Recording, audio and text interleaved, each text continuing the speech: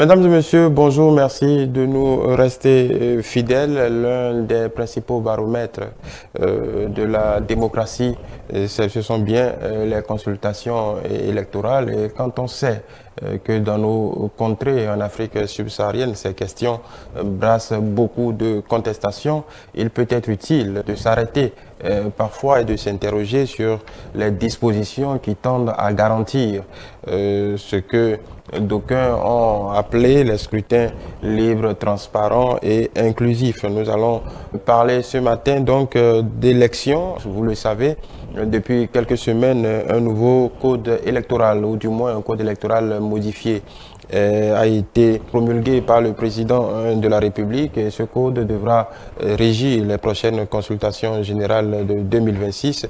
Nous allons nous y attarder quelque peu pour voir en quoi ce nouveau code garantit un peu plus la transparence des élections dans notre pays. Et nous allons faire ce voyage avec un expert en la matière, un expert électoral, Clotaire Olyide, qui est également membre du bureau politique du Bloc républicain et directeur des recours à la médiation de la République. Vous avez une double casquette, celle de politique et celle de technicien. Je l'évoquais tout à l'heure, vous êtes expert électoral. Ces derniers mois, vous avez quelque peu disparu des radars. Y a-t-il une explication à cela? Oui, bien sûr, je vous remercie pour cette question d'ailleurs. Vous savez, en me présentant tout à l'heure, vous avez dit, et cela est vrai, que je suis directeur des recours du médiateur de la République. Et effectivement, depuis bientôt 2 ans que je suis dans cette fonction, qui astreint le premier responsable à une certaine obligation de neutralité. Il a souhaité que certains de ses collaborateurs, dont moi, nous éloignions un peu des caméras. Donc c'est ce qui explique que je me sois un peu mis en retrait. Mais il y a quelques jours, au regard de l'actualité, surtout de cette question des élections qui m'a toujours préoccupé, occupé, je me suis rapproché de lui pour lui demander gentiment soit de me libérer de cette obligation de silence par solidarité, soit de me libérer carrément de mes fonctions pour me permettre de reprendre ce que je sais faire le mieux. À ce point, vous préférez la casquette politique au service Pour moi, l'une n'empêche pas l'autre. L'une n'empêche pas l'autre. Je suis expert électoral, j'ai une formation avant de m'engager en politique. Et si je devais choisir, je pense que j'ai fait le choix du politique. Et actuellement, c'est à cela que je me tiens. Voilà. Pour coller à votre casquette de politique, 6 avril 2016, 6 avril 2024, on a dit la rupture à 8 ans. À la date d'aujourd'hui, après 8 ans, quel est votre sentiment? Merci beaucoup. Je dirais un sentiment de devoir accompli.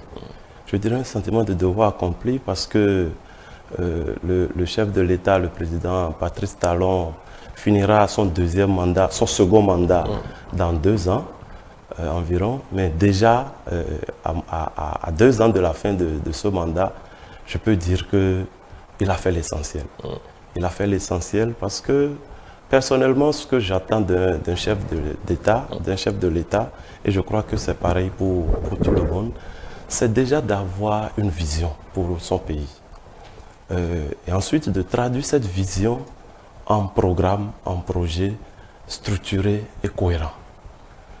Et ensuite, que tout ce qui a été mis dans le projet soit mis en œuvre, d'abord qu'il mobilise les moyens, les ressources pour la mise en œuvre du programme, et ensuite que dans la mise en œuvre, il s'entoure d'hommes et de femmes, d'une équipe qu'il coordonne, qu'il suit et qui met en œuvre avec rigueur et méthode le programme. Et en cas de défaillance, en cas d'insuffisance, s'il faut sanctionner, qu'il puisse le faire. Je crois que sur toute cette ligne, le chef de l'État, Patrice Talon, n'a pas déçu. Et ce qui doit couronner tout cela est au rendez-vous, c'est-à-dire les résultats. Donc nous avons depuis 8 ans à la tête de notre pays un président qui a une vision, qui a une méthode, qui a de la rigueur, qui sait sévir quand il faut et qui est orienté résultat. Et quand on met tout ça ensemble, il n'y a pas de raison de ne pas être fier de ce qui a été accompli depuis bientôt 8 ans. Il est vrai que tout cela ne s'est pas fait sans difficulté. Mais c'est justement ça qui caractérise l'homme d'État. Parce que lorsqu'on vous confie la gestion d'un pays, ce n'est pas pour que vous fassiez dans la facilité. Si c'était aussi facile, tout le monde pourrait le faire. Mais si on doit sélectionner des personnes qualifiées, c'est parce qu'on sait que c'est difficile. C'est difficile parce que vous avez l'obligation, en tant que chef, de faire les options, et quand je dis options, c'est politique et économique surtout, les plus pertinentes pour assurer à vos concitoyens la satisfaction de leurs besoins vitaux, non seulement pour aujourd'hui, mais aussi pour demain. Bon, en parlant des concitoyens, est-ce que vous pensez qu'à la date d'aujourd'hui, les concitoyens ont l'impression que voilà, leurs besoins vitaux, je reprends vos mots, ont été satisfaits? C'est justement là où j'allais atterrir, parce que pendant que vous vous préoccupez de satisfaire ces besoins, j'ai précisé, pour aujourd'hui et pour demain, eux, les populations, elles veulent tout et tout de suite. Ce qui est normal. N'est-ce pas? Oui, légitime. Tout à fait légitime. Et c'est là justement, c'est en cela que réside toute la difficulté du job. Parce que si vous devez donner satisfaction à tout ce que demandent les citoyens tout de suite, vous allez passer à côté. Et si vous voulez réussir dans cette mission, vous devez forcément accepter d'être impopulaire. Et c'est ça en fait ce qui arrive au président Patrice Talon. Parce que le président Talon travaille, comme je l'ai dit tantôt, avec une certaine rigueur et une certaine méthode. Et lui, il a un programme et il sait à quel moment il doit faire ceci ou cela pour que son objectif puisse être atteint pour maintenant et pour après. À côté, il y a plusieurs facteurs qui interviennent, que ce soit des facteurs internes ou externes. Et le chef de l'État, qui a le tableau de bord de tout cela, a parfois à prendre des décisions difficiles.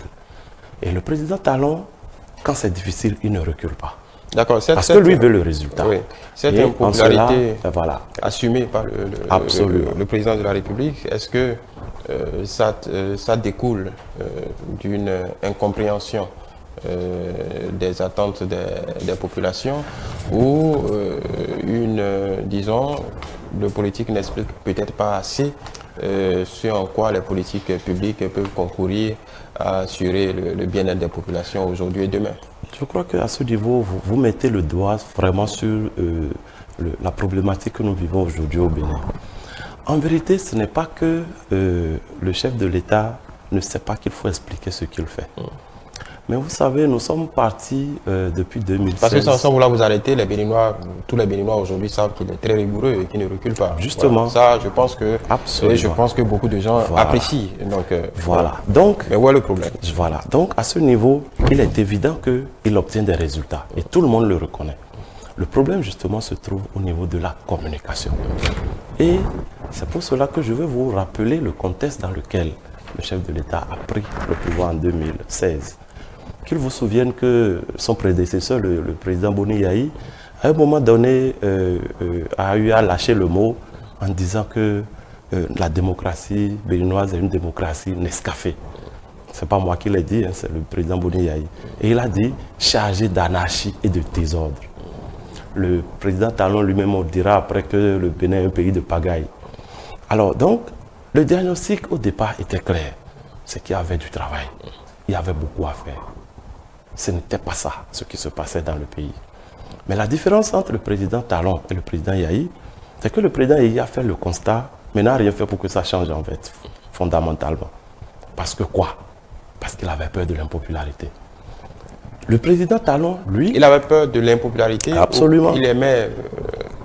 donc ils disent qu'il aime le peuple. Mais justement, ça revient au même. Oui. Parce que c'est par crainte de l'impopularité qu'il veut accéder à tout ce que demande le peuple et il joue à l'amoureux du peuple. Mais le président Talon, lui, après avoir fait le diagnostic, a choisi, a décidé d'agir. Et il ne fait que ça depuis 2016. Et justement, à force d'agir, il a oublié qu'il faut également communiquer. Ou plutôt, il a laissé un peu le champ de la communication libre. Et bien évidemment, d'autres l'ont occupé. Et quand je dis d'autres, c'est tout un ensemble d'acteurs. Hein. Il y a ceux qui, par le passé, ont eu à avoir des démêlés avec lui en tant que personne ou en tant qu'opérateur économique. Il y a ceux dont ceux qui sont bousculés dans leurs privilèges par les réformes qu'il a engagées. Il y a ceux qui veulent prendre le pouvoir après lui, coûte que coûte, même s'ils ne savent même pas vraiment ce qu'ils vont en faire. Donc, il y a tout un ensemble de personnes qui, au regard de l'activisme qu'a commencé à déployer le président Patrice Talon, ont occupé le terrain de la communication pour intoxiquer abondamment et, j'allais dire, monter carrément l'opinion contre le chef de l'État. Et le temps que le chef de l'État... Ça voudrait dire quoi? Que l'opinion elle-même n'est pas en capacité de juger de la justesse de ce qui est fait? Vous avez déjà vu quelque part des foules qui réfléchissent? Ça n'existe pas. Est-ce que quand on le dit comme ça, c'est pas péjoratif? Pas du tout. Oui. Je pèse mes mots en disant une foule. Oui. Je n'ai pas dit les Béninois, je n'ai pas dit les citoyens. Oui. J'ai dit une foule de Béninois. Oui. Non, j'ai dit une foule parce que justement, le concept de foule, le concept de peuple, il est vague. Vous savez, moi qui suis ici, je peux faire dire au peuple ce que je veux. Hein. Oui, on est dans un pays où chacun a son peuple. Chacun peut faire dire au peuple ce qu'il veut. Alors, ça ne veut pas dire que chaque Béninois pris isolément, lorsque vous allez le mettre en face d'une situation donnée, va avoir la réaction qu'il a en groupe. Donc aujourd'hui, quand vous suivez ce qui se dit sur les réseaux sociaux, vous suivez la rue, évidemment, vous avez ce sentiment que vous avez là. Parce qu'on a conditionné l'opinion à ça. Ça n'a pas d'autre nom. Sinon, comment pouvez-vous imaginer que tout le monde reconnaît que le monsieur donne des résultats, mais en même temps, tout le monde est remonté contre lui. Ça paraît contradictoire, mais c'est ça la réalité. Et donc, ayant laissé le terrain de la communication... Est-ce que c'est si contradictoire que ça? Puisque ce qu'on vous parlait de la rue, de la foule, ce qui transparaît le plus souvent, c'est qu'on a faim. Ah mais voilà. Oui. Mais bon, ça se passe de commentaires. Je vous ai dit tout à l'heure, que le peuple, les citoyens, les populations veulent tout de suite. Oui, mais avoir faim, c'est pas trivial. C'est normal, j'en viens. Et quand je dis tout de suite, la première chose c'est quoi? C'est manger. C'est manger. D'accord? Alors, mais lorsque vous voulez manger, il faut tout un processus pour arriver au manger. Est-ce qu'on peut réduire la gestion d'un pays à manger? On ne peut pas réduire la gestion d'un pays à manger. Alors, vous pensez que lorsque le président Patrice Talon va partir, puisqu'il ne finira pas partir, et que quelqu'un d'autre va venir, et qu'il aura réglé le problème de manger, le pays s'emportera bien, c'est terminé? Alors, pendant que vous réglez plusieurs problèmes, vous ne pouvez pas régler définitivement et complètement le problème de la faim. Encore que le problème de la faim aujourd'hui n'est pas induit par le président Talon. Ça, je le dis clairement. Quand vous prenez aujourd'hui l'environnement mondial, vous n'irez nulle part où vous n'entendrez pas ça. Je vous dis, vous n'irez nulle part, en tout cas, tout au moins dans un pays africain, où vous n'entendrez pas on a faim. Oui, parce que je me fais le porte-parole de la rue. Oui, allez-y. Est-ce la conjoncture mondiale qui fait porter le prix du maïs à 400 francs? Mais attendez, du tonglo, je crois. C'est comme ça. Qu'est-ce qui fait, c'est quoi l'économie? L'économie, c'est la gestion de biens rares. C'est-à-dire que plus le bien est rare, plus il prend du prix. Ça, c'est normal. Alors, lorsque le gouvernement prend toutes les dispositions pour qu'on produise suffisamment, pour que tout le monde en ait, mais que ceux qui produisent, parce qu'eux, ils veulent se faire de l'argent personnellement, ils font sortir tous les produits pour aller vendre au pays de la sous-région, où les dirigeants de l'autre côté n'ont pas pris les mêmes dispositions pour produire suffisamment, ils créent la pénurie à l'intérieur. D'accord? Et dès lors que vous créez la pénurie à l'intérieur, il est normal que les produits prennent du prix. C'est tout à fait normal. Et c'est là où se trouve toute l'ambiguïté, toute la contradiction dont je parlais tantôt.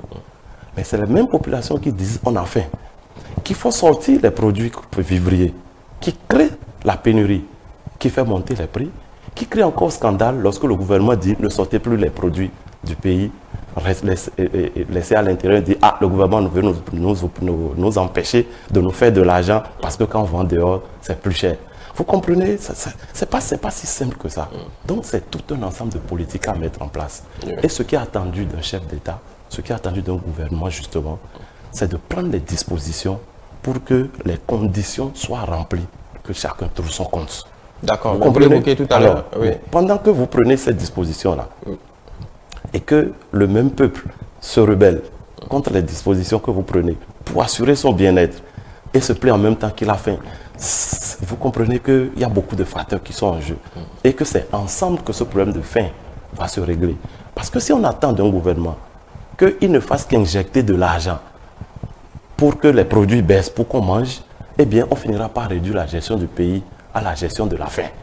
Et on ne pourra plus rien faire d'autre. Et ça, ce n'est pas responsable. Bon, en même temps, si je prends la contraposition de ce que vous venez de dire, si on a faim, c'est qu'on ne peut rien faire d'autre. Oui, bon, c'est pourquoi je disais on a faim. C'est une rhétorique. Oui, vous et moi, on a faim aussi. Oui, mais on n'est pas mort. Hein. Oui, on n'est pas mort, on est ici. Et on travaille toujours pour pouvoir satisfaire. C'est que quand on dit on a faim, c'est que c'est difficile de se nourrir. Oui. Mais ça ne veut pas dire que c'est ça traduit une certaine difficulté, évidemment, d'une grande couche de la Voilà. population, la couche vulnérable, comme on le dit. Exactement. Et moi, je ne pense pas qu'il y ait un dirigeant, un seul dirigeant au monde, contrairement à ce qu'on tente de faire croire l'opinion, qui serait contre son propre peuple et va s'organiser pour la famille. Ça n'existe pas. Ça n'existe nulle part. Vous parliez de la communication tout à l'heure. Si je traduis votre pensée, est-ce que ça a péché quelque part? On a laissé le terrain à beaucoup d'autres entités. Comment vous l'interprétez? Était-ce par choix? On se rappelle de la normocommunication en début de mandat. Après, il y a eu quand même de la communication. À la date d'aujourd'hui, pour vous, ce n'est pas toujours suffisant? Ce n'est pas encore complètement réglé. Parce qu'effectivement, comme vous l'avez dit, au début, ça a été un choix. Parce que justement, le président Talon était convaincu que ce n'est pas en expliquant qu'il allait convaincre, mais par ses actions. Pour lui, c'est le résultat qui allait convaincre. Mais ce faisant, il a oublié la sociologie du Bénin. Sociologiquement, le Béninois ne conçoit pas cela. Qu'on ne puisse pas lui expliquer, qu'on ne puisse pas lui parler en permanence. C'est-à-dire que lorsque vous tapez le Béninois, vous tapez le Béninois et que vous lui demandez pardon, il oublie tout. Lorsque vous allez le voir, on a coutume de dire, ah oui, ce monsieur-là, il est humble, il est respectueux. C'est ça que veut le Béninois. Que vous vous mettiez à son niveau, que vous lui parliez en permanence, même si c'est difficile par ailleurs, eh bien la pilule passe plus aisément. Et c'est ça qui n'est pas dans le style du président Talon. Parce que qu'on le veuille ou pas, c'est un homme. Il a son style, il a son caractère, il a son tempérament. Et ça, ce n'est pas toujours compatible avec la sociologie du Béninois. Et donc, justement, au début, ça a été un choix. À un moment donné, il a compris que ce choix-là jouait contre lui. Il a essayé de corriger un peu, mais je continue de dire que ce n'est pas encore ça. Ce n'est pas encore ça, et je pense que lui-même l'a compris. Je pense qu'il a compris, puisque tout récemment, je pense pendant une conférence de presse, il annonçait par exemple qu'il va créer un collège de ministres conseillers et justifiait cela par le fait que les ministres ayant la tête dans le guidon au quotidien n'arrivent pas à voir le ressenti, à toujours voir le ressenti du peuple, à voir là où il faut corriger, à communiquer avec le peuple. Donc ce collège-là, aux côtés des ministres justement, allait être au contact des populations, recueillir leurs ressentis, voir les choses à corriger et discuter et communiquer avec les populations. S'il l'a compris et qu'il le met en œuvre tôt, je pense que c'est important parce que ça va permettre de corriger beaucoup de choses. Il y a encore 2 ans pour le faire et il pourra à la fin de son mandat espérer être porté en triomphe. Parce que ce n'est que ça qui va lui permettre d'y arriver. Oui. La matière est déjà là. Oui. Il faut maintenant l'utiliser pour communiquer, pour convaincre. Et ce n'est qu'à ce prix-là. Voilà, en le disant comme ça, oui, les ministres conseillers, mais est-ce qu'en réalité, est-ce que la cohorte de soutien dont a toujours disposé le chef de l'État, je parle de votre parti politique et des autres partis politiques, est-ce qu'à ce niveau, à un moment ou à un autre, où la plupart du temps, il n'y a pas eu tout simplement le service minimum? Non, c'est aussi, évidemment que les partis politiques aussi ont leur part de responsabilité à prendre. Aussi ou surtout? On peut comprendre que les ministres soient dans l'action. Justement. Oui. Vous savez, je dis souvent aux gens, mais quand j'entends que des ministres, c'est-à-dire des personnes qui sont au gouvernement, disent qu'ils ne sont pas politiques, je tique. Parce que vous ne pouvez pas conduire la politique d'un pays. Parce qu'un ministre, c'est quoi? Il conduit avec le chef de l'État la politique de la nation. Et vous conduisez la politique d'une nation et vous dites que vous n'êtes pas politique. Moi, ça me fait bizarre. Donc, oui. Les ministres ont la tête dans le guidon, ils travaillent au quotidien, mais en même temps, les partis politiques dont ils sont issus par ailleurs devraient pouvoir compter sur eux pour faire leur travail sur le terrain. Parce qu'il y a des éléments, par exemple, que les partis politiques ne peuvent obtenir qu'à travers ceux qui sont justement au travail au quotidien. C'est pourquoi je dis que les partis ont leur part de responsabilité, mais également, s'il n'y a pas cette cohésion, cette symbiose entre le gouvernement, les membres du gouvernement et les partis politiques qui soutiennent l'action du gouvernement, il y aura ça va forcément flotter quelque part. Oui, parce que je dis bien, soutiennent les actions du gouvernement. D'accord, est-ce que ce n'est pas un peu trop facile? Je prends l'exemple simple. Vous êtes d'ailleurs dans le parti qui sied le mieux à ce que je vais dire. Vous avez à votre tête l'un des patrons du gouvernement, c'est-à-dire la coordination de l'action gouvernementale. Donc en temps normal, rien ne peut vous échapper de l'action gouvernementale, puisque c'est lui qui coordonne. C'est le ministre d'État, on le connaît, Aboudra Biachane. Je ne pense pas qu'il y ait un secteur qui lui échappe. Donc en réalité, vous ne pouvez pas vous plaindre au bloc républicain de ne pas avoir les données qu'il faut pour...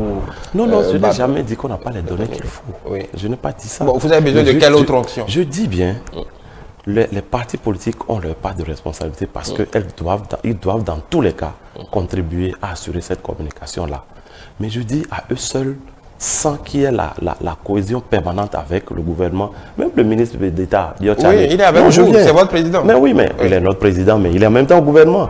D'où une cohésion naturelle. Je viens. Laissez-moi aller au thème de mon raisonnement. D'accord? Il est au gouvernement. Il doit répondre à ses obligations au gouvernement au quotidien. Donc, est-ce que vous pensez qu'il peut être également suffisamment disponible pour être aux côtés du parti? Il préside le parti, c'est vrai. Il donne les grandes orientations, il coordonne, il donne les éléments. Oui, il y a d'autres, c'est vrai. Mais il ne peut pas y être en permanence. Et je dis encore une fois, les partis politiques soutiennent l'action du gouvernement. Donc les partis politiques ne peuvent pas fonctionner isolément du gouvernement, donc ils soutiennent les actions. Si ça fonctionne isolément également, il risque d'y avoir des incohérences. Il risque d'y avoir une dichotomie entre ce que les partis iront faire et ce que le gouvernement fait. Donc, c'est pour ça que je disais que l'idée de mettre désormais un lien entre le gouvernement et les partis, je suis convaincu que ça va donner un meilleur résultat. Mieux. Oui, pour que ceux qui nous suivent comprennent, qu'est-ce qui manque en réalité? Quand vous parlez de lien concrètement, ça veut dire quoi? Par exemple, je donne un exemple très simple. Centrale photovoltaïque à Ilou l'a fait, c'est visible, le ministre est venu inaugurer. Bon, de quoi a besoin... Mais nous on en parle. Mais je vous dis, nous on en parle. Mais entre que moi, Clotaire Olide, citoyen, même membre du parti politique, j'aille parler à mes parents et que j'y aille accompagné d'un ministre du gouvernement ou de quelqu'un qui est au fait de l'action du gouvernement, vous ne voyez pas la différence. Il y a une différence déjà. Vous comprenez? En fait, c'est de ça que je parle. Je ne dis pas que les partis ne font rien, mais je dis il faut qu'ils soient accompagnés un peu plus par ceux qui ont la tête dans le guidon ou à côté d'eux, ceux qui sont au quotidien les informations les plus actuelles. Quelque chose se décide aujourd'hui au Conseil des ministres. Je donne un exemple. Mais nous, on a les décisions du Conseil des ministres. On nous dit, voilà, telle chose a été adoptée et tout et tout. Mais toute la philosophie qu'il y a derrière et qui a conduit à cette prise de décision, est-ce que vous pensez que moi, je peux l'expliquer autant qu'un ministre qui a participé? Ce n'est pas possible. Ce n'est pas possible. D'accord? Ça fait un. Deuxième chose, tous ceux qui sont membres de partis politiques aujourd'hui au Bénin, qui soutiennent l'action du gouvernement, vous savez, qu'on le veuille ou pas, les gens vont dans les partis politiques également parce qu'ils ont une certaine ambition. Alors, quand ils n'ont pas le sentiment d'être plus ou moins directement, entre autres, ce n'est pas que. Même si vous n'avez pas de poste, mais que vous avez un contact quasi permanent ou quasi quotidien avec ceux qui sont en poste, ça vous donne plus... Vous placez tel ou tel... Non. Ne vous accrochez pas trop au placé. Mais je dis, si vous n'êtes pas en position, je suppose, vous êtes ministre au gouvernement, d'accord? Et moi, j'ai la possibilité de vous appeler 1-2 fois par semaine, échanger avec vous sur tel aspect, vous comprenez? J'ai plus d'éléments pour aller convaincre. Ou au mieux des cas, je vous dis, venez avec moi pour qu'on aille à tel endroit, ça convainc mieux. Donc, il y a les hommes, il y a la stratégie, il y a l'équipe, la cohésion de l'équipe. Donc, tout ça compte dans la communication. Donc, on a encore 2 ans. et beaucoup de choses peuvent encore être faites. Et si tout ça est bien organisé, je dis encore une fois, la matière étant déjà là, dans 2 ans, le président Talon peut légitimement être porté en triomphe par les Béninois. Mais encore que, même si ça n'arrivait pas dans 2 ans, dans tous les cas, après son départ, les œuvres seront toujours là. Elles seront tellement parlantes que ceux qui n'entendent pas aujourd'hui finiront par entendre. Et ceux qui ne voient pas aujourd'hui finiront par voir. Donc il finira tôt ou tard par être porté en triomphe. Voilà, donc pour vous, si je résume votre pensée, le défi qui reste aujourd'hui, c'est expliciter, faire la pédagogie de tout ce qui a été fait. C'est un défi important à relever. Ça ne veut pas dire qu'il faut laisser le reste. De toute façon, connaissant le président Talon, qui est un homme d'action, qui agit au quotidien, je le vois mal en train d'abandonner ce qu'il a toujours su si bien faire pour ne s'occuper que de communication. Donc les deux peuvent aller de pair, les deux iront forcément de pair, mais il faut de plus en plus mettre l'accent sur la communication pour que ce qui est fait soit connu. Parce que si vous faites, même si vous faites très bien, et que ce n'est pas connu, c'est comme si vous ne faites rien. D'accord. Vous avez parlé de ministre conseil tout à l'heure. L'attente est retombée depuis au niveau des partis politiques, parce que quand ça a été annoncé, bon, il y avait un fourmillement légitime, on peut supposer. Après, il y a eu le code électoral, il y a eu cette séquence au Parlement. Après, est-ce que le souffle est retombé ou les attentes sont toujours aussi vives? Il n'y a qu'une seule personne qui en détient l'agenda. Oui, oui, lui il a annoncé. Oui, il a annoncé. Il le fera au moment où il le voudra. Oui, mais je dis, au niveau des partis politiques, qu'est-ce qu'il y a? Est-ce qu'il y a un processus qui a été lancé? Bon, est-ce qu'il y a j'avoue que dans des ma personnes qui ont été identifiées? Est-ce qu'il y a quelque chose qui a bougé à ce niveau? Est-ce que vous en avez parlé? Non. Au bureau politique, plus haut? Voilà, justement, moi je suis membre du bureau politique qui se réunira probablement dans quelques jours. Mais ce n'est pas le bureau politique qui gère le parti au quotidien. Il y a un secrétariat exécutif, il y a un bureau exécutif national qui se retrouve régulièrement. Est-ce que ces questions-là ont été abordées à ce niveau? J'avoue que je n'en sais pas grand-chose. Mais ce que je sais, et ce dont je suis sûr, c'est que celui qui l'a initié, lorsqu'il sera prêt à faire sortir comment on dit ça, le lièvre du chapeau, il le fera, tout le monde verra. Bon, en attendant, mais vous tout le monde continue, mais évidemment. Puisqu'il a annoncé. Vous êtes je veux dire le parti. Oui, je parle évidemment du parti. Et vous personnellement aussi. Bon. Ah, moi je suis membre du parti. Et si le parti me sollicite pour quelque chose, je ne vois pas pourquoi je refuserais. Mais je ne cours pas derrière pour autant. Voilà, nous allons aborder à présent le code électoral, puisque je l'évoquais dans mon introduction, ce qui pollue quelque peu nos scrutins ou l'ambiance autour, tout ce qui tourne autour de ces échéances si importantes pour nos démocraties, c'est tout ce qui a trait à la transparence de ces élections et des résultats finaux.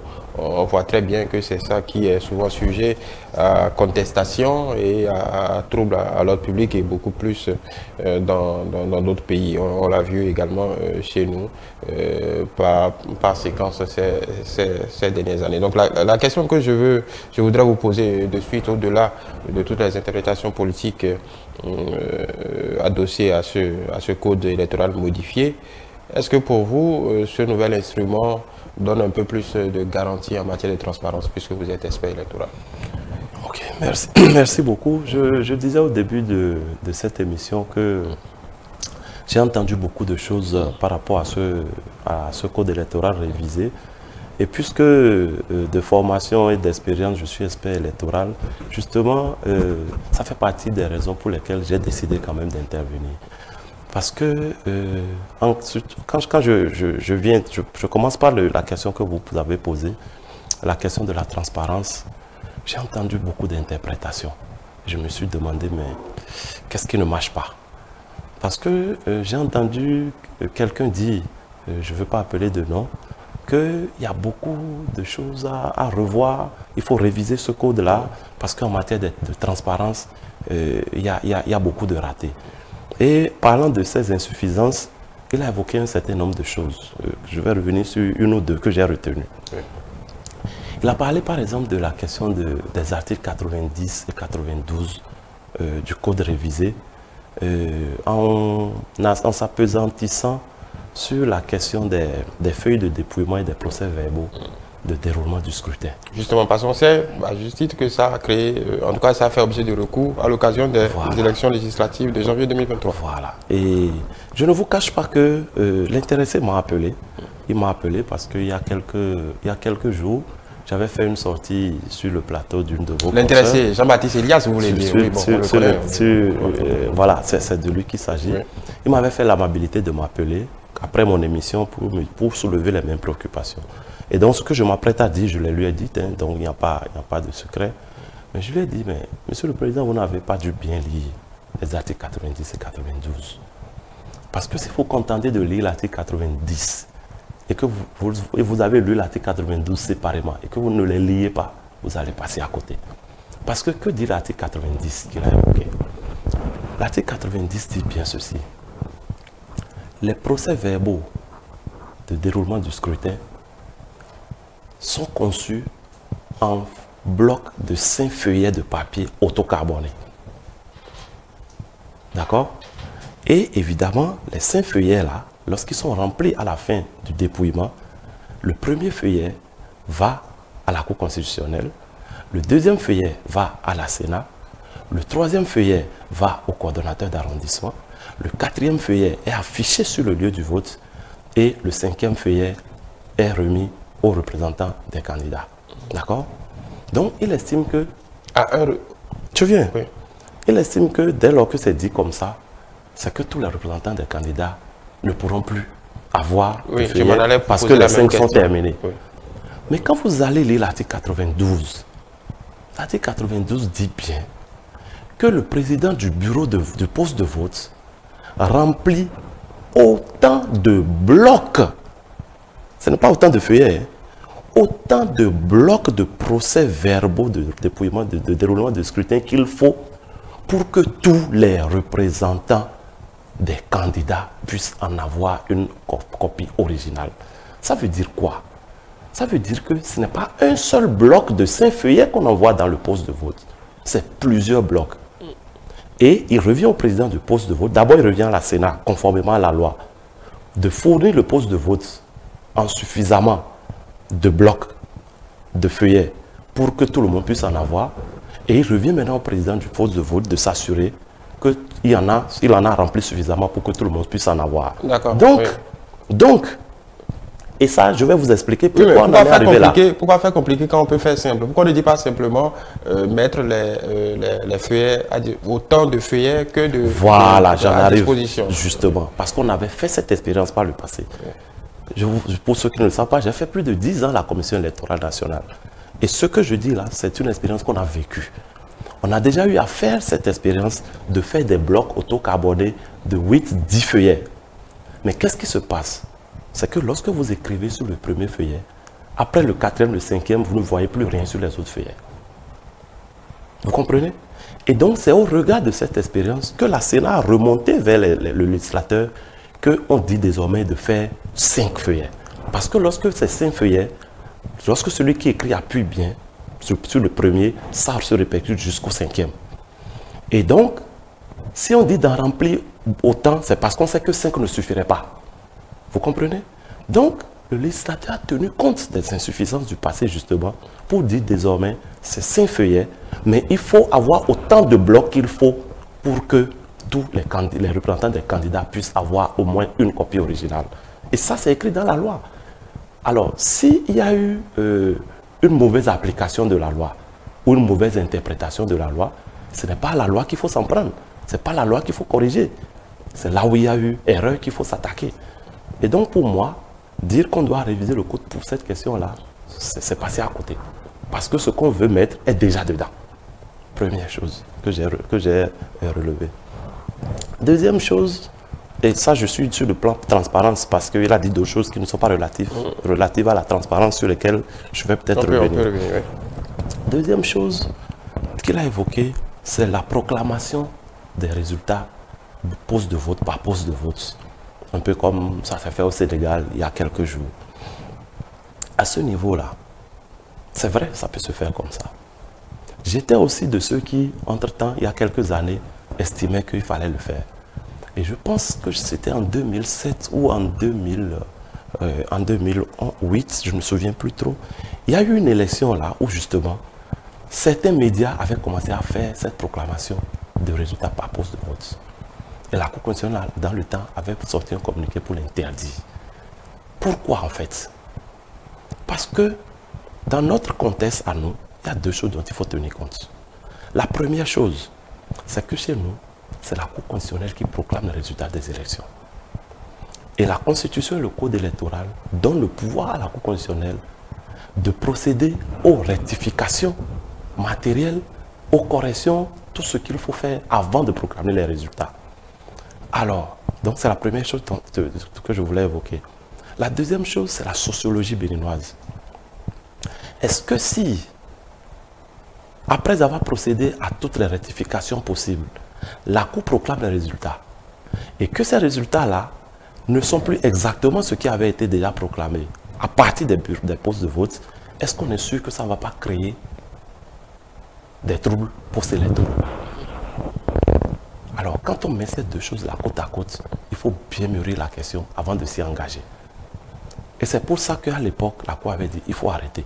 Parce qu'il y avait une crainte. Oui, si d'autres le font, puisque même au Sénégal, c'est la Cour constitutionnelle qui proclame. Au Sénégal, oui, il y a une... D'ailleurs, ils ont rectifié un peu les premières tendances qui ont été proclamées. Voilà. Et au Sénégal, il y a ce qu'ils appellent la commission de ceux qui collectent les résultats. Ce n'est même pas la Sénat, hein, et ce n'est même pas la Cour. D'accord? Au Sénégal, les rôles sont plus cloisonnés. Les rôles sont plus cloisonnés. Et c'est pourquoi je dis à côté de ça, il faut tenir compte de la sociologie de chaque pays. Peut-être qu'au Sénégal, même si ça se fait comme ça, si après la Cour rectifie et dit autre chose, ça pourrait ne pas susciter de troubles. Je n'en sais rien. C'est un risque qu'ils prennent. Bon, ils sont coutumiers des troubles, donc on ne peut pas dire que... Bon, est-ce que nous, on en est coutumiers? J'espère qu'on n'y arrivera pas. Donc, c'est un risque qu'on prend en intégrant ça. Est-ce qu'on a déjà pris toutes les dispositions pour minimiser ou contenir ce risque-là? Alors, si on n'est pas encore prêt à en arriver là, ce qu'on fait aujourd'hui déjà et qui est inscrit dans le code électoral peut nous permettre d'obtenir le même résultat. Parce que quel est l'objectif en proclamant poste de vote par poste de vote? L'objectif, c'est de permettre à ce que tout le monde puisse avoir les résultats, faire les compilations à son niveau et disposer déjà des résultats agrégés. Mais les dispositions du code électoral actuel permettent d'obtenir les mêmes résultats. Puisque le code fait obligation, et je l'ai dit tantôt, non seulement au président de poste de vote de donner copie du procès verbal et de la feuille de dépouillement à tous les représentants des candidats qui sont dans le poste de vote, la loi permet à tous les candidats justement d'avoir des représentants dans les postes de vote, donc ils peuvent l'obtenir comme ça. Mais la loi fait obligation également à ce que une copie originale de la feuille de dépouillement et du procès verbal soit immédiatement affichée sur les lieux où le scrutin a eu lieu. Ça veut dire que n'importe quel citoyen peut, in situ, avoir les résultats affichés. Si vous faites votre déploiement de façon conséquente, nous aujourd'hui on est un parti politique. Et c'est justement à ces détails-là qu'on comprend mieux pourquoi il est important que nous ayons des partis politiques d'envergure nationale. Parce que si mon parti, et c'est le cas, a des représentants jusqu'au niveau des villages, jusqu'au niveau des hameaux, pourquoi est-ce que je ne pourrais pas trouver une personne à poster dans chaque poste de vote pour qu'il récupère, à défaut de la copie à remettre aux représentants du candidat, que les représentants vont forcément prendre, qu'ils puissent récupérer ou faire une photo de ce qui est affiché sur place et envoyer pour que nous puissions faire l'agrégation. Donc, cette disposition-là permet déjà de régler le problème qu'on pose avec les risques de troubles en moins. Alors, oui, je ne vois pas pourquoi alors on dit, je ne vois pas alors pourquoi on dit que ne pas proclamer, pose de vote par pose de vote, proclamer serait source de transparence. Vous avez de l'expérience en la matière, vous l'avez dit, mais on sait tous également que ces affichages-là parfois tiennent quelques heures. Parce qu'il y a toujours quelqu'un qui vient l'arracher, il y a toujours quelqu'un... Oui, alors, mais je dis, c'est immédiatement affiché. Donc, si vous êtes là, vous allez prendre, photographier, c'est un clic. Hein? Mais pourquoi vous voulez attendre quelques heures avant d'aller chercher, puisque vous êtes présent? Donc, tout dépend de ce que vous voulez vous-même. la loi a déjà prévu les conditions. C'est à vous maintenant de vous organiser pour en tirer bénéfice. Mais si vous pensez qu'il faut vous asseoir chez vous, attendre toute la soirée ou bien le lendemain avant de venir, que quand quelqu'un a déchiré, il ne faut pas vous en prendre à quelqu'un. À partir du moment où la loi vous permet d'avoir vos représentants partout et vous permet d'avoir affiché immédiatement sur les lieux les résultats, moi je pense que c'est déjà suffisant pour que tout le monde puisse avoir les résultats. Il fait ses calculs. Donc ce n'est pas le fait de proclamer qui assure la transparence. Non, c'est le fait de rendre disponible qui assure la transparence. Et ça, la loi l'a déjà prévu. Le reste, c'est la mise en œuvre. Donc sur ce point, vous êtes convaincu qu'on ne reviendra pas sur les écueils, en tout cas qu'un parti le parti de l'opposition a opposé à la Cour constitutionnelle moi, je ne sais pas si ce que ce parti-là a dit est vrai, puisque je n'étais pas dans les postes de vote. Ce que je sais, c'est que la loi a prévu qu'ils aient. Maintenant, s'il est vrai, si tant est qu'il est vrai qu'ils n'ont pas eu, ah oui, ils peuvent recourir contre la Sénat et ses agents. Mais si l'autre possibilité existe aussi, qui n'ait pas été là et qui dit ça, juste, vous savez, on se connaît. Hein? On se connaît, nous, les partis politiques. Et tout ce qu'on peut utiliser pour se donner raison, c'est ça qu'on recherche. Mais avec votre pratique politique, est-ce que tous les partis ont été en capacité d'avoir des représentants partout? C'est là où le bas blesse justement. C'est que généralement, les partis politiques n'arrivent pas à avoir les moyens même avec et le financiers. Oui. Mais tous les partis n'ont pas le financement public. Oui, je parle des partis qui ont le Maintenant, les partis qui ont le financement public, chacun sait comment il organise son financement. Et même ce financement-là, public-là, pour l'instant, n'est pas suffisant pour tout régler.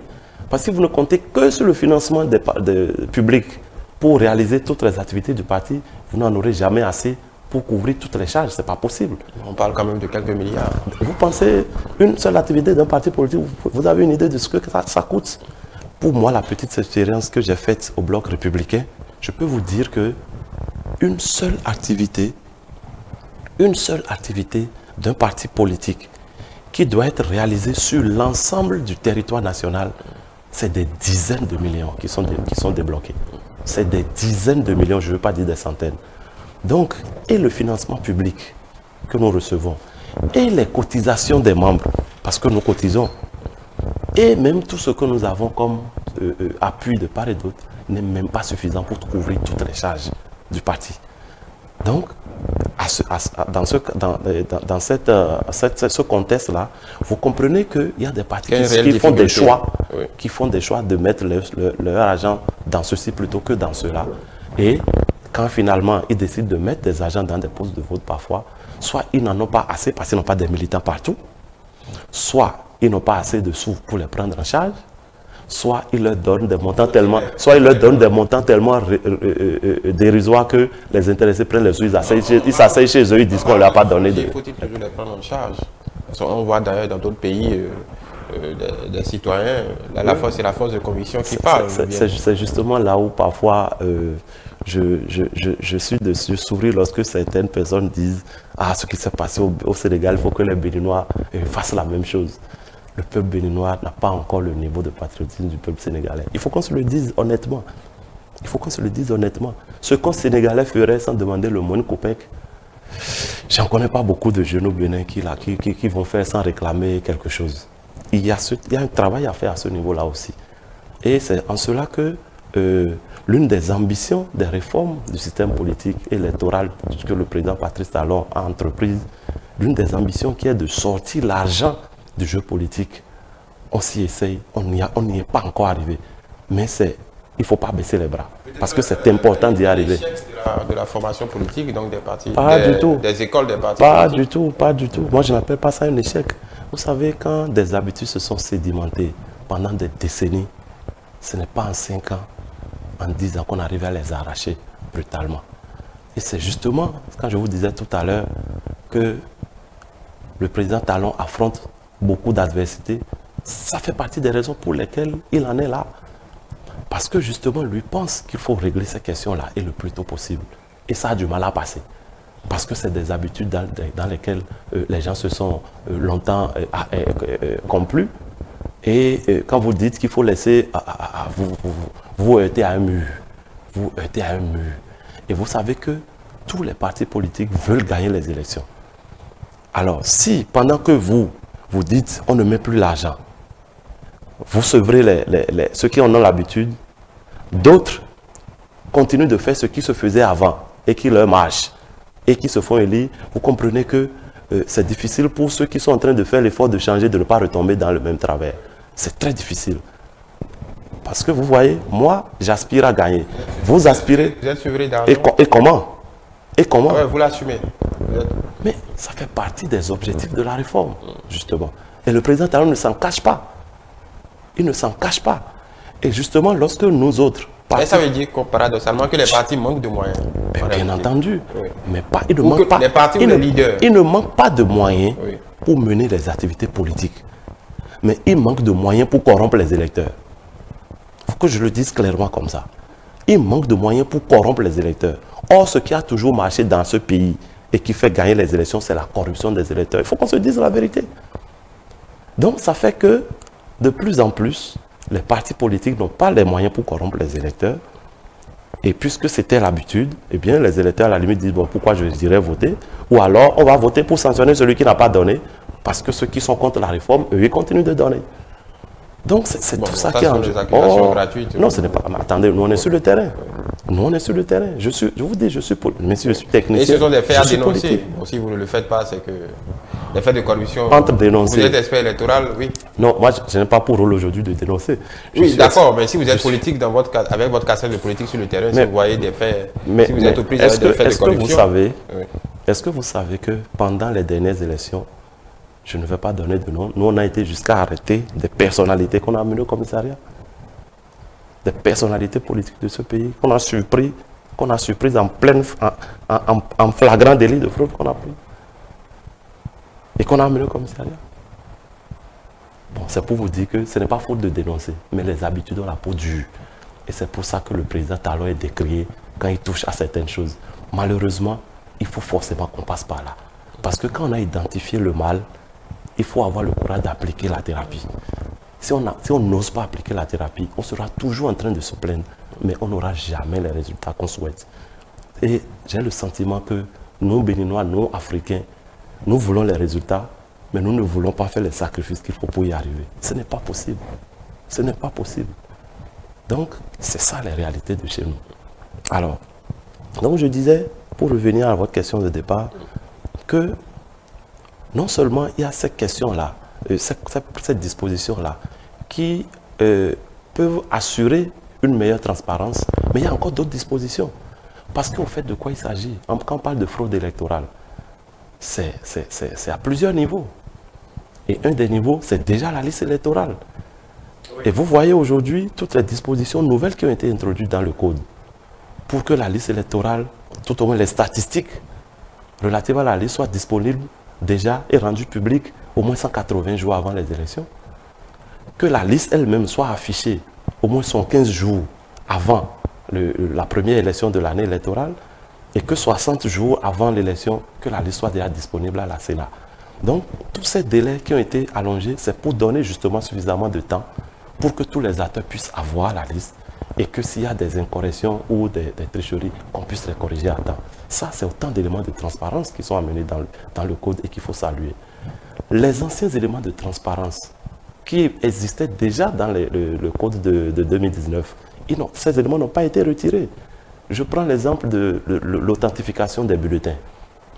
C'est-à-dire que lorsque vous voulez commencer le vote dans un poste, le président du bureau de vote, le président du poste de vote, il appelle un électeur lambda à qui il demande, à qui il remet un bulletin et à qui il demande de choisir au verso du bulletin un ou plusieurs endroits où on doit placer le cachet d'authentification du bulletin.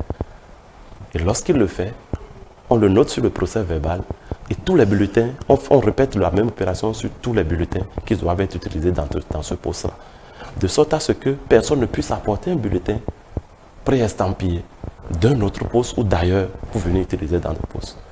Ça a été introduit dans le code électoral en 2013, je crois, et ça continue d'exister encore maintenant, puisque ça a été maintenu dans le code révisé. Donc ce sont ces éléments-là qui font la transparence du scrutin. Ce n'est pas la proclamation qui fait la transparence du scrutin. L'autre chose que j'ai entendu le président Elias dire, c'est que dans le rapport de la Sénat, la Sénat n'a pas donné le quotient électoral, ainsi de suite. Mais le quotient électoral se calcule. À partir du moment où vous avez le nombre de suffrages valablement exprimés dans une circonscription électorale, et vous avez le nombre d'électeurs, et le nombre de suffrages valablement exprimés, et le nombre d'inscrits, vous pouvez avoir le quotient électoral. Ça se calcule.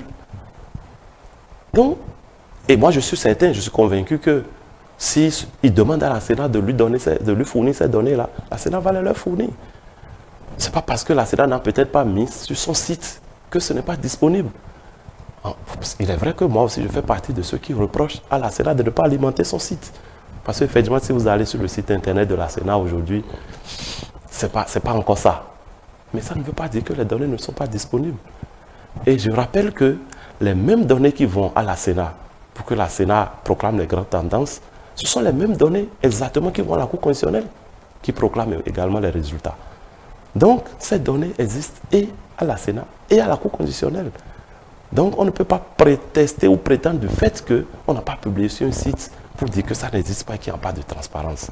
Donc, voilà par rapport aux griefs qui ont été faits sur les questions de transparence, moi, ce que je peux répondre à ceux qui l'ont dit. Donc, ça veut dire que quoi, tout ce qu'il y a comme grief, comme vous venez de le dire, ce sont des procès d'intention en fait.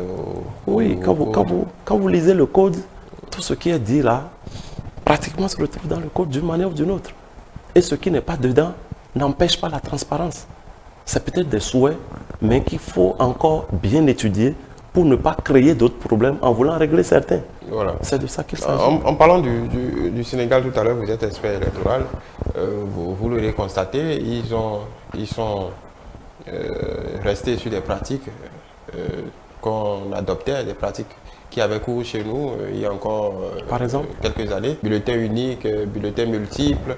En réalité, est-ce que ce ne sont pas juste des options? Est-ce qu'en réalité, ça améliore réellement, ça a une incidence, un impact sur la fiabilité ou la transparence des scrutins? Absolument, il y a un impact sur la transparence. Parce que les Sénégalais le font et bon. Oui, mais justement, ils le font. C'est pourquoi je disais tantôt que le contexte n'est pas le même. Et les risques qu'on court à faire quelque chose au Sénégal ne sont pas forcément les mêmes qu'on court au Bénin. Je vais vous dire la différence. Mais les griefs, en les écoutant, les griefs sont les mêmes. Je vais vous dire la différence. À chaque veille d'élection, transparence, inclusivité, les mêmes mots. C'est normal. Oui, parce que ceux qui vont aux élections veulent toujours monter les enchères. Ça, c'est normal. C'est pourquoi je dis souvent à mes parents, je dis, écoutez, ne vous laissez pas toujours emballer par les politiques. Nous, les politiques, là, on aime monter les enchères. Donc, ne vous montez pas trop la tête pour tout ce que nous disons. Mais il n'en demeure pas moins qu'il y a certaines choses qui sont objectives. La plupart du temps, on monte les enchères, surtout l'opposition. J'ai fait l'opposition, je sais de quoi je parle. Mais je dis, il ne faut pas s'attarder sur tout. Mais il y a quand même des questions objectives sur lesquelles il faut se pencher. Je prends l'exemple que vous avez donné. Bulletin multiple, bulletin unique. Au Bénin, on était au bulletin multiple, on est passé au bulletin unique. Pourquoi? Parce que lorsque vous avez les bulletins multiples, vous avez 20 candidats.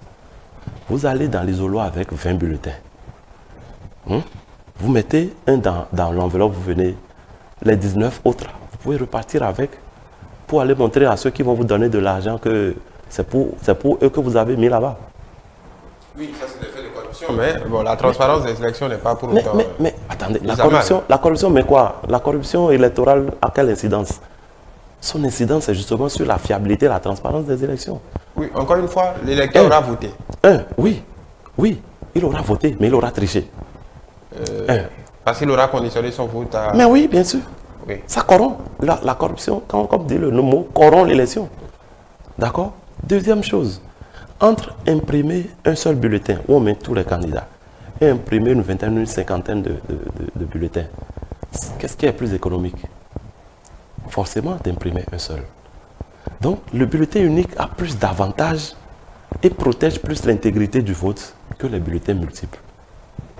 Mais si c'est le choix que le Sénégal a fait et que ça ne pose pas de problème, ce n'est pas à moi d'aller leur dire arrêtez de faire ça. Mais l'usage du bulletin unique fait partie aujourd'hui des meilleures pratiques que même les instances au niveau de la CEDEAO encouragent. Parce qu'au niveau des ensembles régionaux, il y a des structures qui coordonnent les questions d'élection et tout, et qui agrègent un peu les bonnes pratiques dans différents pays qu'ils suggèrent à d'autres de copier.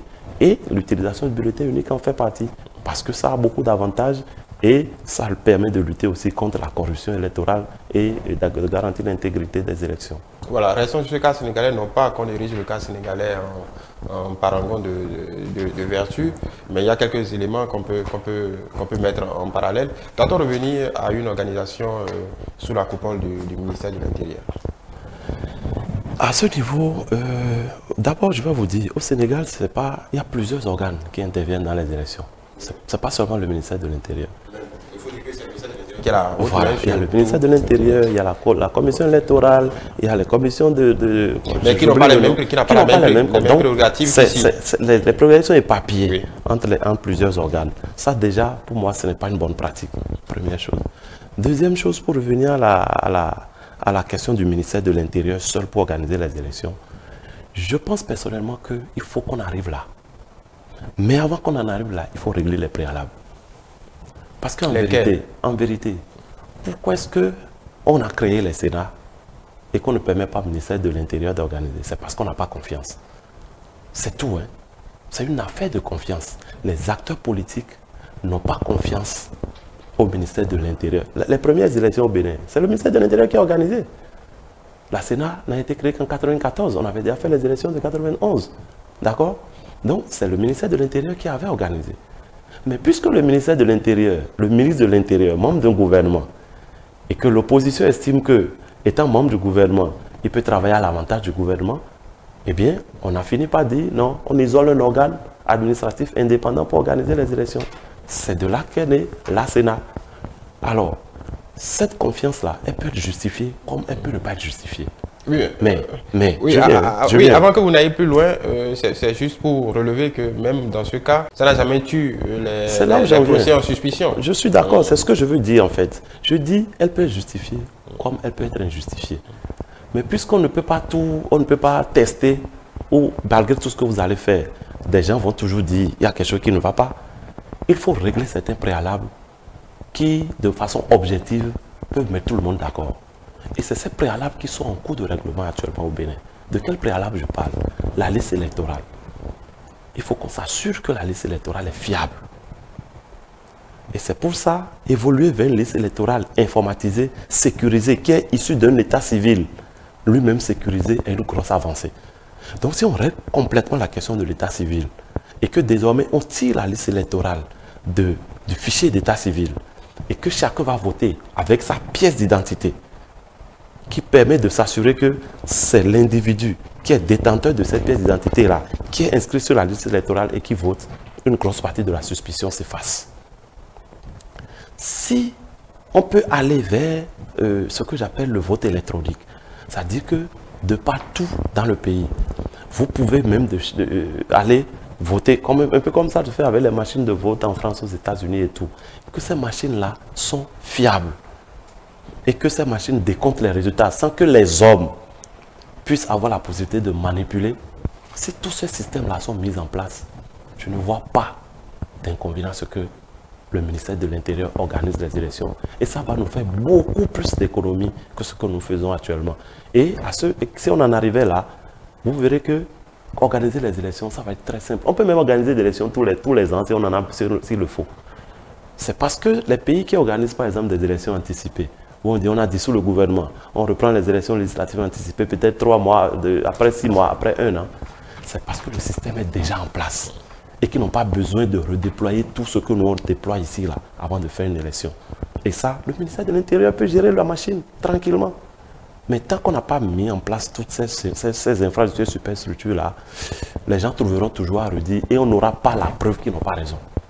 Donc c'est en fait de ça qu'il s'agit. C'est déjà d'aller à mettre en place des mécanismes objectifs qui garantissent un minimum de confiance des acteurs en celui qui organise. Si ça c'est réglé, moi je suis de ceux qui pensent qu'à terme, il faut que l'organisation des élections retourne à l'appareil d'État. à l'appareil d'État pour que ça nous fasse moins de dépenses et que ça mette plus ou moins tout le monde d'accord. Voilà. Une question peut-être qui va vous faire plaisir, puisque ça, Oui. ça touche à votre corporation d'experts électoraux. Quand on prend la Sénat, quand on prend toutes ces institutions qui président à l'organisation de ces élections, quand il s'agit de faire des désignations, on parle souvent des politiques, on parle des magistrats, on parle d'autres corps. Bon, les experts électoraux sont, je ne dirais pas aux abonnés absents, c'est-à-dire qu'il n'y a pas de place dédiée pour vous. Comment vous l'expliquez alors que l'université dépense, en tout cas l'État dépense de l'argent pour en former? Est-ce qu'on vous délègue simplement au terrain ou à des tâches subalternes? Comment vous expliquez qu'on ne fasse pas plus de place à ceux qui ont été techniquement formés pour gérer la chose? Bon, j'avoue qu'il y a eu une évolution, puisque depuis le code de 2019, il y a une place qui a été faite pour les experts électoraux qui sont formés à l'université. Parce que, si vous vous souvenez, auparavant, et les membres des commissions décentralisées de la Sénat et les agents électoraux, tout ça, c'était la politique qui désignait tout le monde. C'est à l'Assemblée qu'on se partage, vous donnez un ici, vous donnez deux là, et puis... Mais désormais, ce n'est plus comme ça. Depuis 2013 et puis plus accentué en 2019, c'est que les coordonnateurs d'arrondissement, puisqu'il y en a désormais un seul par arrondissement, ce n'est plus des commissions où les politiques les remplissent, eh bien les coordonnateurs d'arrondissement sont désignés sur étude de dossier. Parmi les juristes, les greffiers, les avocats, les agents, les experts électoraux. Oui. C'est ajouté maintenant dans la loi. Je ne parle pas de ce niveau, je parle du niveau plus haut. Oui, le niveau plus haut, oui. Justement, c'est le niveau de la Sénat. Oui, justement, à la Sénat. Et à la Sénat aujourd'hui, pourquoi il n'y a pas d'experts électoraux? À la Sénat aujourd'hui, justement, il y a deux organes qui cohabitent au sein de la commission électorale. Il y a le conseil électoral, il y a la direction générale des élections. Alors le conseil électoral, jusqu'à nouvel ordre, je crois, c'est aux mains des politiques. D'accord? Ça, on ne peut pas tout de suite y chercher, puisque c'est une question de confiance qui a présidé à la création de la Sénat, comme je vous l'ai dit. Donc, la loi, désormais, met les politiques au niveau du conseil électoral. Mais il y a l'organe technique à côté, qui est la direction générale des élections, où ceux qui animent cet organe-là sont justement des techniciens qui doivent être recrutés sur le dossier.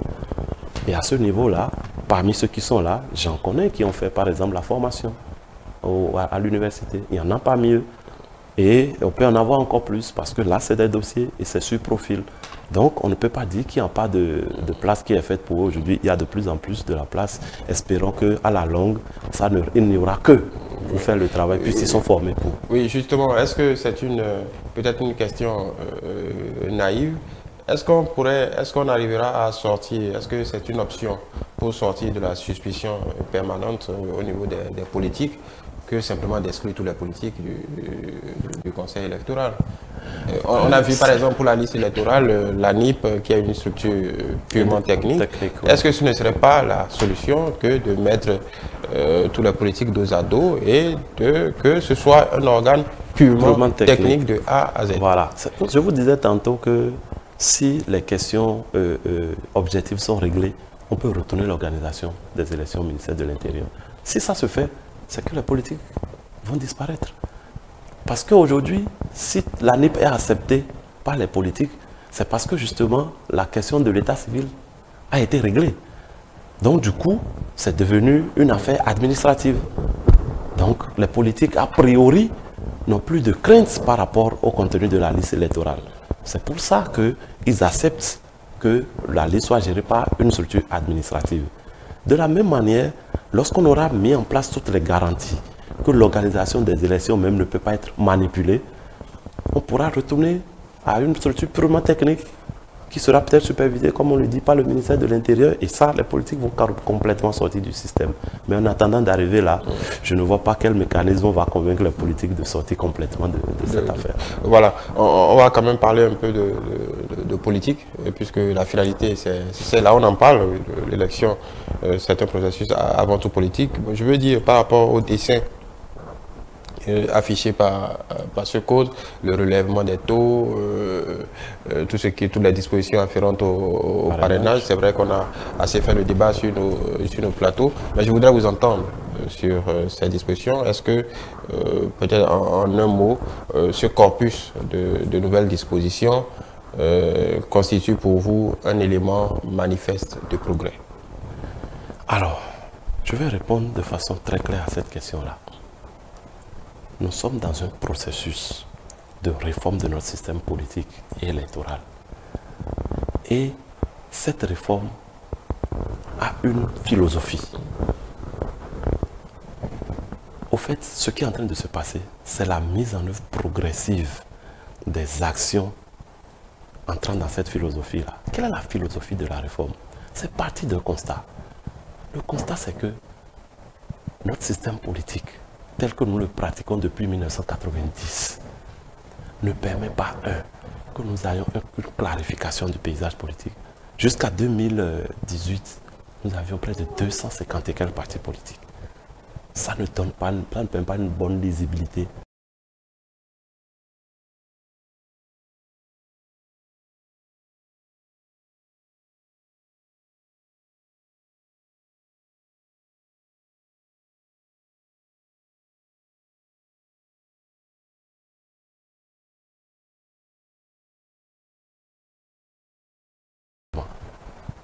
On ne discute pas des enjeux réels de la vie nationale et internationale au Parlement.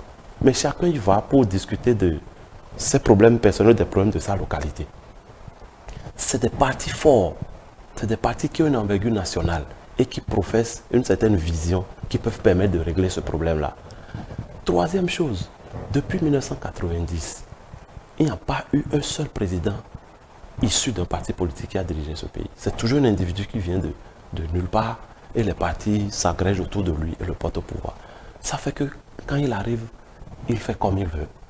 On n'a jamais su quel est son idéal, quelle est sa vision. C'est du jour au lendemain. Et on voit les résultats qu'on voit. Donc c'est tout ça qu'on a décidé de régler. Parce qu'en 2018, je vous assure, tout le monde, mouvance actuelle comme opposition actuelle comprise, puisque j'ai eu la chance de participer à tous les séminaires que le Parlement avait organisés dans le temps, avant le vote des lois de 2018. Tout le monde s'accordait sur le fait que ce système-là, tel qu'il fonctionnait, devait être réformé. Et pour le réformer, il fallait, remettre de l'ordre dans le fonctionnement des partis politiques. Donc, faire en sorte que nous ayons de grands partis ayant une véritable assise nationale et pouvant porter véritablement des visions de la société. C'était un des principaux enjeux. Et ça, vous convenez avec moi que passer de 250 et quelques partis à 15 partis politiques aujourd'hui, ça a permis de régler ce problème-là. Bon, il reste le problème de la vision du parti. Justement, en termes de vision, bon. C'est pourquoi je disais que nous allons progressivement. Tout ça, normalement, devait se faire de lui-même. Mais tant que ça ne va pas se faire de ça, on ne peut pas aller de soi, il va falloir, au fur et à mesure, prendre des lois pour les imposer et ajuster. C'est de ça qu'il est question. Donc, première chose, il faut réduire. Donc, vous nous annoncez que bon, pour moi, la réforme n'est pas terminée. Pour moi, la réforme n'est pas terminée. Je suis formé là-dessus. Il reste encore des choses à faire. Peut-être avant 2016, peut-être après. Avant 2026, vous voulez dire. Pardon, avant 2026, peut-être après. Je n'en sais rien. Mais pour moi, il reste encore des choses à faire. Parce qu'aujourd'hui, qu'est-ce qu'on a réussi à faire? On a réussi à réduire le nombre de partis politiques et à avoir des partis d'envergure nationale. Il reste à faire en sorte que des partis qui concourent au suffrage, qui vont aux élections, soient des partis qui soient véritablement capables de s'imposer, de lever des sièges. Et c'est ça que le nouveau code corse un peu les conditions pour s'assurer que ce n'est pas parce que vous avez la latitude de créer des partis que vous pouvez automatiquement vous retrouver à l'Assemblée. Si on laisse cette latitude-là, on risque de repartir encore vers les dizaines de partis qu'on évitait. Donc, on a réglé cette question-là. On a réglé la question du financement public des partis. Donc, si vous voulez recevoir du financement public, vous devez remplir un certain nombre de conditions. Donc, ça vous oblige à travailler, à arriver à ce niveau-là. Il faut qu'on arrive à ce que les présidents de la République soient issus des partis politiques. C'est très important. Tout le monde parle aujourd'hui de Diomaye Faye, on parle de Sonko. Vous pensez que si eux n'avaient pas créé le PASTEF, les deux auraient pu être interchangeables comme ils l'ont été là? Quand Sonko a été éliminé du jeu, automatiquement il a positionné son secrétaire général et Diomaye Faye. Je parie que 80% des Sénégalais ne connaissaient Diomaye Faye ni d'Adam ni d'Ève. Moi, je n'en ai jamais entendu parler avant les élections. Mais il est parti là gagner les élections. Parce qu'à travers lui, les gens ont vu Sonko, ont vu le PASTEF. Il faut qu'on en arrive là. il faut que les présidents soient issus des partis. Donc on les aurait déjà entendus, on les aurait déjà vus, on saurait ce qu'ils professent comme vision, on saurait ce qu'ils proposent, ainsi de suite. Aujourd'hui, tous ceux qui crient, Talon n'a qu'à partir, va prendre le pouvoir. Vous pouvez me dire ce qu'ils veulent faire quand ils vont prendre le pouvoir là. Moi, je vois tout le monde manipuler l'opinion, utiliser le fait que les gens ont faim pour parler de ci, de ça. Mais bon, on va pas faire ce procès. Non, non, je ne refais pas le procès. C'est pas un procès facile. Non, non, non, non. Les autres manipulent l'opinion. Pas du tout. Non, mais ça a toujours été comme ça. Oui. Bon, écoutez, je vous dis encore, j'ai été de l'opposition. Je sais comment ça se passe. Mais en même temps que nous on faisait ça, on faisait des propositions. Aujourd'hui, moi, une opposition constructive. J'attends des propositions aujourd'hui, j'en ai pas encore. Parce que quand on dit au président Talon, pourquoi il empêche les gens de faire sortir du cajou ou du soja du pays, alors que le monsieur dit envoyer à Glodibé pour qu'on puisse nourrir les industries de la GDIZ, pour transformer et vendre et faire et avoir des devises pour le pays. Quand on dit non, il ne faut pas faire ça, il faut arrêter. Qu'est-ce qu'on propose comme alternative pour régler le même problème? Quand on dit qu'il faut créer les emplois, qu'est-ce qu'on veut faire pour créer les emplois? Oui, quand vous le posez comme ça, oui, effectivement, on peut vous donner raison. Mais c'est de ça qu'il s'agit. Mais on ne peut pas ne pas vous opposer que si le paysan de Bani Kwara ou d'Agbaïzou dans son champ se rend compte qu'en traversant la frontière, parce que lui, oui, il est d'accord qu'on crée des emplois. Je pense qu'il serait d'accord. Justement, mais comment créer ça? Mais en attendant, il veut gagner. Il veut gagner pour lui. Il veut gagner pour lui. Ce qui est légitime.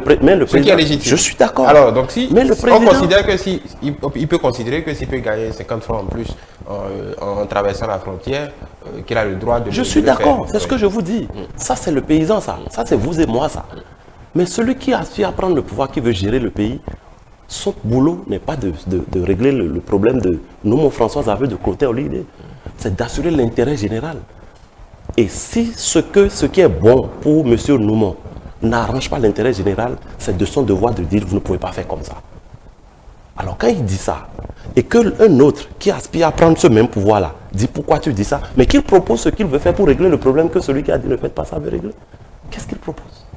Mais c'est de ça qu'il s'agit. Donc un dirigeant ou un aspirant dirigeant ne peut pas tenir le même langage, le même débat que citoyen ordinaire. C'est ce que je vous disais tantôt. Mais si ce n'est que pour ça que vous voulez prendre le pouvoir, non, vous n'êtes pas qualifié, restez citoyen ordinaire. Parce que le risque, c'est quoi? Vous allez surfer sur le populisme, vous allez surfer sur les misères des gens et tout. Et vous allez prendre le pouvoir. Mais 1 an, 2 ans après, tout le monde va déchanter. Parce que vous n'aurez pas de solution pour régler le problème. Ou alors, vous serez obligé de vous rabattre sur les mêmes solutions que vous avez combattues et les mêmes causes produiront les mêmes effets. Donc vous répondront qu'ils auraient pris le pouvoir. Mais justement, et c'est ça le mal de ce pays.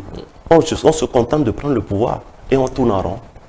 On tourne en rond, on revient toujours sur la ligne de départ. On va continuer comme ça. On peut tout reprocher au président Patrice Talon, mais il construit le pays et c'est de ça qu'on a besoin. Voilà. Donc je retiens que pour vous, ce qui a été, en tout cas ce code en vigueur, est un élément manifeste de progrès. Ça nous permet d'avancer par rapport à tout ce qu'on a conduit par le passé. Et au fur et à mesure qu'on fera les réajustements, on finira par trouver le bon équilibre. Voilà. On va commenter, je vais vous poser, on va commenter quelques questions d'actualité rapidement pour sortir de cet entretien. Première question, on a eu récemment un certain imbroglio entourant la visite des démocrates au professeur Ivor et à Rekia Madougou. Beaucoup de soutien ont crié à l'instrument, beaucoup de soutien de Joël Aïvo ont crié à l'instrumentalisation. De votre position, pour vous, qui instrumentalise qui? Non, moi je suis déjà heureux de constater que les soutiens de celui qu'on est allé visiter, eux-mêmes ont désapprouvé ce qui s'est fait.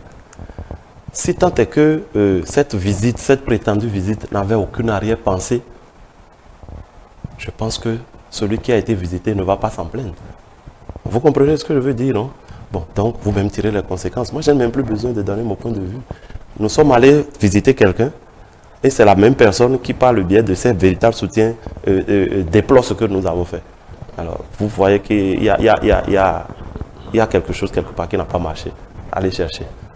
Voilà, c'est la réponse que vous avez. C'est tout ce que je vais dire. Je ne ferai pas d'autres commentaires. De toute façon, tout le monde a compris ce qui s'est passé. Voilà. On reste sur cette question. Rekia Madougou a, disons, publié un courrier, on va dire, public, si on peut ainsi dire, une lettre publique quant à ses conditions de détention. Elle a déploré beaucoup de choses, c'est ne pas avoir accès à ses médecins, ne pas pouvoir appeler, ne pas avoir pu appeler son fils quand ce dernier, le jour de son examen du BEPC, elle dénonce simplement un régime particulier qui lui est réservé. Je ne sais pas si vous avez pris connaissance de cette lettre qui a circulé. Qu'est-ce que ça a suscité en vous? Comment vous appréciez vous savez, cette... je ne souhaite à personne d'aller en prison. Ça, c'est honnête. Je ne souhaite à personne d'aller en prison. De toute ma vie, je n'ai eu à faire qu'un séjour de 3 jours dans un violon. Je sais ce que ça... Et pour des raisons politiques en plus. Et je sais ce que j'ai vécu. Donc, je ne souhaite à personne d'aller en prison. Donc, faisons tout pour ne pas nous retrouver dans ces conditions-là. Maintenant, quand vous vous retrouvez là-bas, évidemment, ce n'est pas la même chose que vous et moi qui sommes en liberté. Et puisque je ne suis pas là-bas, je ne peux pas dire ce qui se passe là-bas. Mais si ce qu'elle dit là est avéré, parce que je ne peux pas dire si c'est vrai ou faux, mais si tant est que c'est vrai, je pense qu'au-delà de la lettre ouverte, publiée et tout, il y a des structures dans ce pays qui peuvent intervenir dans ce genre de cas. Je sais tout au moins qu'il y a la Commission béninoise des droits de l'homme qui existe et qui a à charge de s'assurer que les prisonniers sont traités de façon acceptable, sont dans de bonnes conditions. Par exemple, je donne un exemple d'une institution. Elle a des avocats qui peuvent saisir les juridictions. Donc, je pense que sur cette question-là, elle n'a qu'à faire les démarches. Bien sûr, forcément. Et comme je ne suis pas là-bas, je ne vis pas là-bas, je ne peux pas dire, je ne peux pas porter un jugement de valeur. Mais si tant est que ce qu'elle a dénoncé est vrai, je pense qu'elle doit utiliser les voies de recours pour que ça soit réglé. Voilà. Je reste sur cette question pour peut-être finir avant dernière question, parce que je ne peux pas ne pas vous la poser puisque vous êtes politique. En comparant au cas du Sénégal, beaucoup ont surfé ici sur l'exemple du Sénégal, on va dire, pour caricaturer de la tôle au palais de la République. Est-ce que vous pensez que beaucoup affabulent en voulant mettre les cas béninois et les cas, ce qui est arrivé au Sénégal ensemble? Comment vous appréciez? Pour vous, ça relève de quoi? Non, on peut partir de la prison au palais de la République, comme on peut partir du palais de la République en prison. Tout ça, quelque part, c'est le destin de l'homme. Il aurait pu être chez lui être président. Il a quitté la prison pour être président. C'est son destin que de partir de la prison pour être président. Mais ce n'est pas parce qu'il était en prison qu'il est devenu président. C'est parce qu'il a travaillé à être président. C'est parce que le PASTEF a construit quelque chose. Que le PASTEF a mené un combat à travers son cause surtout. Et qui lui a bénéficié, lui, par un heureux concours de circonstances. C'est pourquoi je dis quelque part le destin a joué.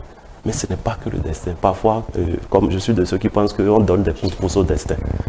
Ils ont travaillé pour en arriver là. Et le sort a voulu que ce soit de la prison qu'il y aille. Moi, je n'en fais pas... Je ne construis pas tout un mythe autour, mais je dis pour moi, l'essentiel, c'est le travail qu'on fait pour y arriver et la vision qu'on présente.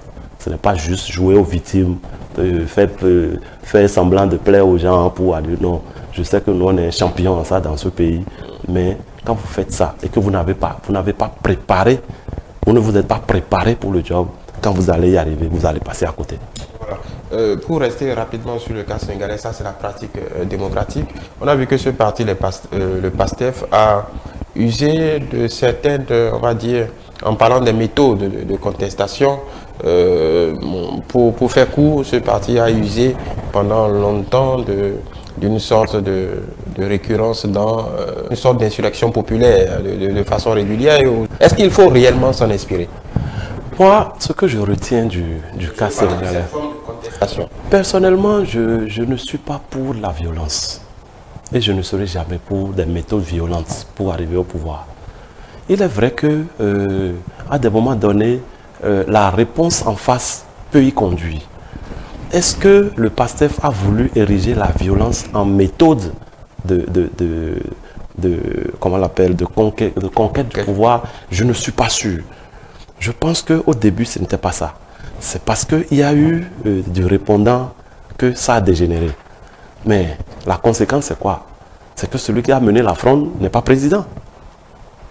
Je ne sais pas si vous comprenez. Celui qui a mené la fronde n'est pas président. Donc ce n'est pas cette méthode-là forcément qui a fait que le PASTEF a pris le pouvoir. Mais c'est parce que derrière, il y avait un fond. Quand vous prenez ne serait-ce que le nom du parti, c'est tout un programme. Parti africain des Sénégalais pour le travail, l'éthique et la fraternité. C'est tout un programme.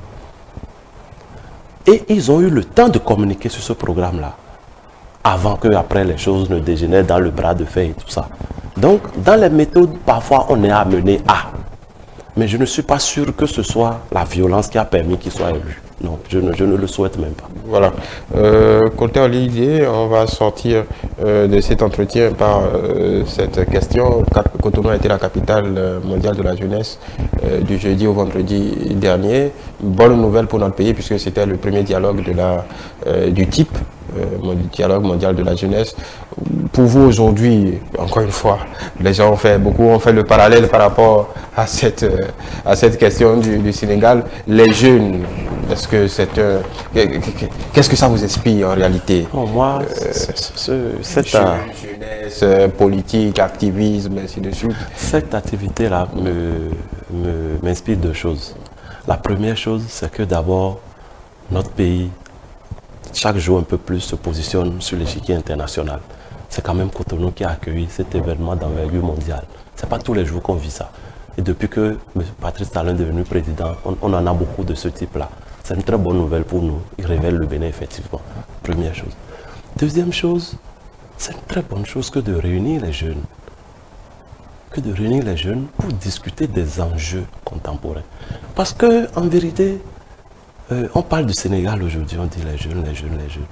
Mais dans combien de pays africains, est-ce que les jeunes s'organisent un peu comme ça s'est fait au Sénégal? Les jeunes, vous les voyez sur les réseaux sociaux. 80% des jeunes s'expriment sur les réseaux sociaux et sur des banalités. Sur des banalités. Les véritables enjeux sont occultés. Vous les entendez juste dire on n'a pas de travail, on a faim, et puis insulter les aînés, et ça s'arrête là. Mais ça n'amène nulle part. Donc, il faut trouver des créneaux, des creusets, pour les amener à appréhender effectivement les grands enjeux de notre temps. Parce que je dis souvent à mes frères, quand moi je vais à Kobe chez moi là-bas, je dis mais vous criez, vous pensez que les choses vont s'améliorer. L'environnement mondial, l'environnement international va évoluer de mal en pire. Les choses ne vont pas s'améliorer. Ça va s'aggraver. Les enjeux au niveau environnemental, climatique, au niveau sécuritaire, l'intelligence artificielle aujourd'hui, c'est des choses qui vont évoluer de mal en pire. Et les pays qui vont arriver à s'en sortir, c'est les pays dont la jeunesse surtout aura pris conscience et va se mettre vraiment au travail. Ce n'est pas bavarder sur les réseaux sociaux. Ce n'est pas aller demander aux aînés, donnez-moi 1000 francs, donnez-moi 10 000. Ce n'est pas de ça qu'il s'agit. Donc déjà réunir les jeunes pour les faire prendre conscience de ces enjeux-là et les amener à s'organiser pour tirer leur épingle du jeu, je pense que c'est essentiel. Et c'est en cela que je salue encore une fois cette réunion de Cotonou. Une pierre dans le jardin des partis politiques, encore une fois? Pourquoi pas? Et je suis parfaitement d'accord et je crois que les partis politiques ont un grand rôle à jouer à ce niveau-là. En tout cas, nous on a la réunion du bureau politique du parti dans quelques jours. Je ne vais pas encore vous donner la date, puisque ce n'est pas encore dit officiellement. Mais à cette occasion-là, je pense que la question de l'école du parti, du bloc républicain, risque de revenir. Parce qu'il faut que dans nos partis, il y ait des écoles effectivement opérationnelles qui permettent de plus en plus aux jeunes de prendre conscience de ces réalités-là et de travailler à devenir ce qu'ils voient ailleurs et qui leur plaît tant. Voilà. Votre conclusion, en un mot? Alors déjà, vous remercier de m'avoir donné cette opportunité, encore une fois, de donner mon point de vue sur un certain nombre de questions et de dire aux Béninois que aujourd'hui, après 8 ans de gestion de Patrice Talon, il faut qu'ils comprennent que ce monsieur est une chance pour nous. Ce monsieur est une chance pour le Bénin. Et au-delà de tout ce qu'on peut lui reprocher, il a une vision et il construit le pays. Mon souhait, c'est que progressivement chacun en prenne conscience et qu'on voit comment faire, non seulement pour l'accompagner, mais pour préparer des personnes qui pourront s'inscrire dans cette même logique-là après lui, pour que d'ici 20 ans, 30 ans, 40 ans, nous aussi on soit fiers de dire oui, notre pays se retrouve au niveau peut-être pas des grands pays développés, mais s'en rapproche de plus en plus. C'est mon souhait pour le Bénin. Voilà, Clotaire Olydé, merci. C'est moi qui vous remercie. Voilà, mesdames et messieurs, merci de nous avoir suivis. Nous avions à la table de l'entretien ce dimanche Clotaire Olydé, expert électoral, membre du bureau politique du Bloc républicain, directeur des recours du médiateur de la République. Merci de nous avoir suivis en espérant que vous avez glané ici et là quelques réponses à vos questionnements. Dimanche, c'est politique se poursuit.